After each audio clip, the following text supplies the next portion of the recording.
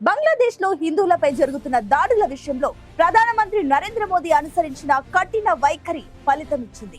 హిందువులపై దాడులు ఆపుతారా, మాకు చేతనైంది చేసుకోమంటారా అంటూ నరేంద్ర మోదీ ఫైనల్ వార్నింగ్ ఇవ్వడంతో బంగ్లాదేశ్ ప్రభుత్వం దిగొచ్చింది.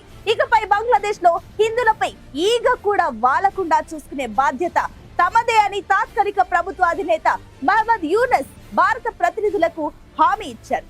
మొత్తం భారతదేశం పెట్టిన డిమాండ్లకు తలొగ్గిన యూనస్ ప్రభుత్వం 6 స్పష్టమైన హామీలను భారత్ కు ఇచ్చారు. ఇచ్చిన హామీలకు కట్టుబడి హిందువుల రక్షణ విషయంలో చిత్తశుద్ధి ప్రదర్శించాలని భారత్ మరోసారి బంగ్లాదేశ్ ను కోరింది. హామీ నెంబర్ 1, హిందువులపై ఈగను కూడా వాలనివ్వం. హామీ నెంబర్ 2, దాడులకు పాల్పడ్డ వారిపై కేసులు. హామీ నెంబర్ 3, దాడులు వద్దంటూ ప్రభుత్వ ప్రచారం. హామీ నెంబర్ 4, కృష్ణదాస్ పై కేసు ఉపసంహరణ.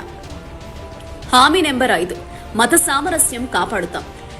హామీ నెంబర్ 6, కోర్టుల్లో న్యాయం జరిగేలా చూస్తాం.